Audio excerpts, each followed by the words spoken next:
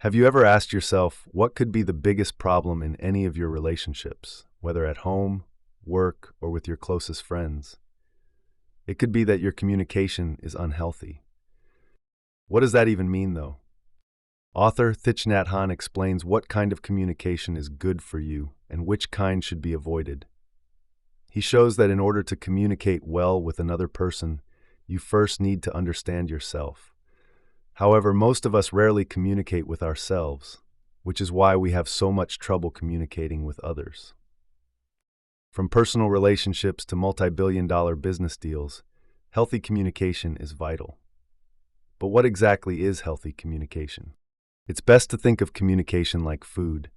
Some of it is nourishing and some is toxic and poisonous. Nourishing speech is understanding and positive, while toxic speech fills people with negative emotions like anger and frustration. Imagine you're waiting for feedback on a project when your boss comes in and says, "This is absolutely terrible. You're a useless waste of space." That would certainly be toxic speech. On the other hand, if she said, "I think there are some things we could improve here," that would be nourishing speech.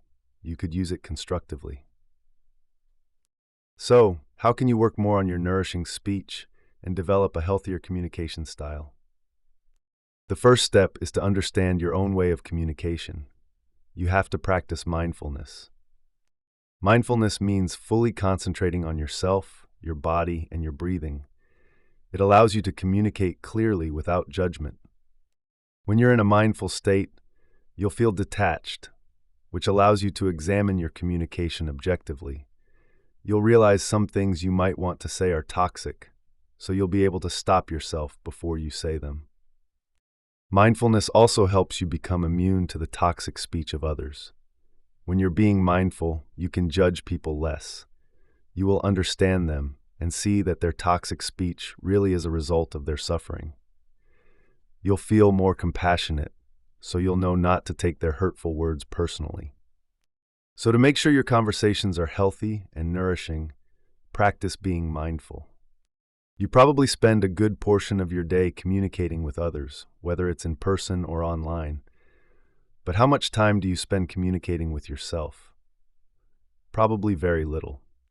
Communicating with yourself is essential for mindfulness, which means it's also essential for healthy communication. You communicate with yourself when you listen to your own mind and body. It can be as simple as sitting down and concentrating on your breathing. When you do this, you'll be able to focus completely on the moment, not the past or the future. Just you, your health, and your emotional state at the time. This is especially helpful when you're suffering, because the reasons for our suffering are not always immediately apparent. You'll get more in tune with what's wrong in your mind or body. When you master the art of communicating with yourself, you'll get better at communicating with others in a nourishing way. Understanding your own thinking allows you to understand it in others. Picture, for example, a person who is unhappy and feels unable to improve her state. Let's say she's suffering due to problems in her relationship, but can't put her finger on what exactly it is that upsets her. What she needs is mindfulness. If she can understand her own suffering, that she's upset because her partner doesn't take care of the house, for example, she'll feel more compassion for his suffering. Maybe that he's overworked and too exhausted when he comes home. So mindfulness will endow her with a deeper understanding of her partner. She'll be better able to use loving and nourishing speech to work towards finding a solution with him. We can't communicate effectively with others until we get in touch with ourselves first. Have you ever discovered something completely new about a long-term partner? Something you can't believe you missed? We don't always fully understand people we're close to. This is often because we don't listen to each other. Sometimes our minds are just somewhere else when our partner is talking. Your spouse might be describing a serious problem in your marriage, but you're thinking about cleaning the pool or paying the electricity bill. Even when we do listen to our partners, sometimes we interrupt them to say why we think they're wrong. The good news is that there's a way to solve this: mindful listening. Mindful listening means carefully taking in what others say without judging them. When someone's telling you about their suffering, you might be tempted to interrupt them, especially if you want to correct their perceptions. However, this might lead to a discussion where you aren't truly focusing on their feelings, which is what you should be doing.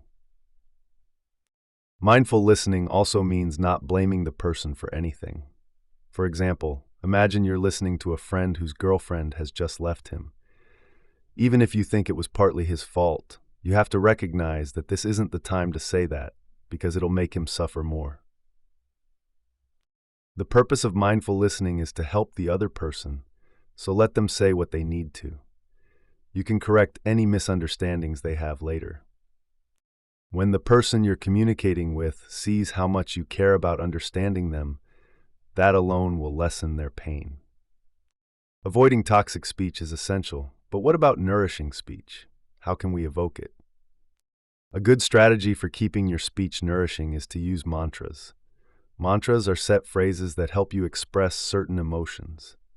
In Buddhism, there are 3 mantras for letting people know you love and appreciate them. I am here for you is the first mantra. It clearly establishes the base of your love, because you have to be present in someone's life in order to love them. Be sure to use the first mantra when communicating with people you care about. Being there for someone is the greatest gift you can give them. If you say this mantra with mindfulness and compassion, they'll truly appreciate it. The second mantra is, I know you are there and I am very happy.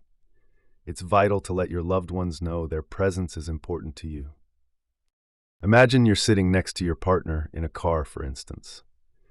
It wouldn't be unusual in this situation to find yourself thinking about everything except the person next to you. That might make them feel a bit invisible. But if you take the time to let them know you're paying attention to them, and their presence brings you joy, they'll feel loved and valued. You can say the third mantra, I know you suffer, and this is why I am here for you, when someone you love is in pain. Like the first mantra, it shows the person you're there to support them. It also emphasizes that their feelings matter to you, which is a crucial part of mindful listening. The first 3 mantras focus on helping others suffer less, but your emotions are also important.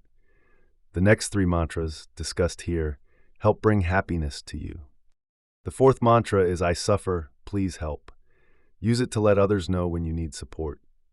When someone causes us pain, we're often too proud or afraid to let them know.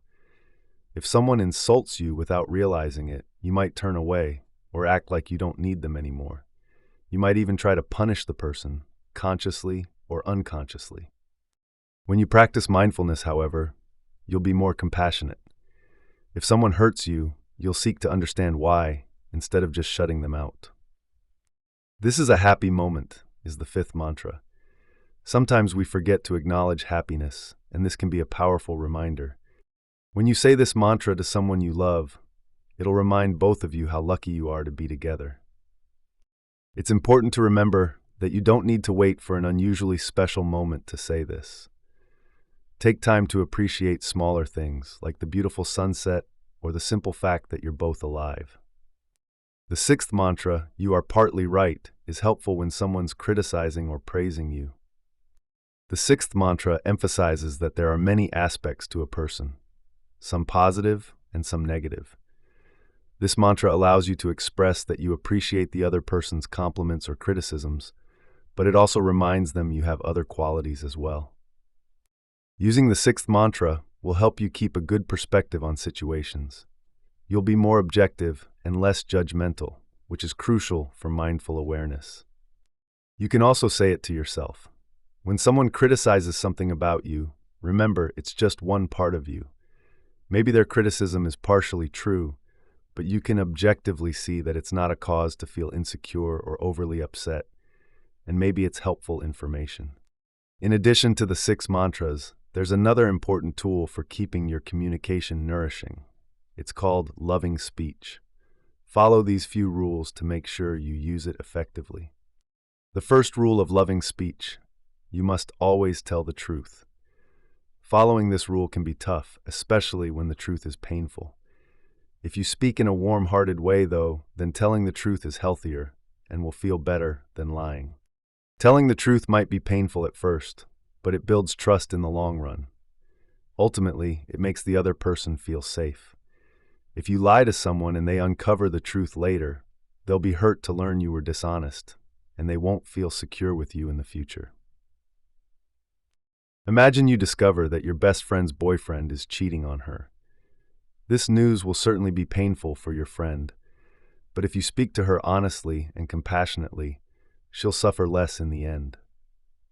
To nourish others, you must also understand that all people are different. That means they all need to be spoken to differently. Each person has their own way of perceiving and coping with the world. When you're communicating with someone, make sure you're always doing it in a way they understand. There's a story about the Buddha that illustrates this well. A person once asked him where he would go when he died, and the Buddha answered that he wouldn't go anywhere. Later, another person asked the same question, and he answered differently. When asked why he gave two different answers to the same question, he replied that he answered depending on the person's ability to understand. Think, for example, about how you would explain any event in world history to a fifth grader versus an adult. Mastering healthy and effective communication isn't just about talking with one other person. We often need to communicate with groups of people, which can be an added challenge. Many people are confronted with toxic speech at work, for instance. Are you? You can improve toxic environments, such as at your workplace, with mindfulness. Be a role model for mindfulness and suggest working on improvements together. There are simple steps you can take towards improving your work environment. Just changing your thinking during your morning commute will make a difference. When we're on the way to work, we're usually already thinking about what we have to do that day. That means we're already stressed out when we arrive. Instead, practice mindfulness on your journey. Focus on your breathing and enjoying the present moment. You'll focus better when you finally get there. We're usually stressed at work, and that affects our productivity. It's a good idea to take some time to practice mindfulness with your colleagues. You could get together before a meeting, for instance, and focus on your breathing together. You'll enjoy the meeting more, and it'll probably be more productive. Even if your colleagues don't want to join you, practice mindfulness yourself. Hopefully, at some point, they'll follow your example. Mindful communities have great power for change in the world.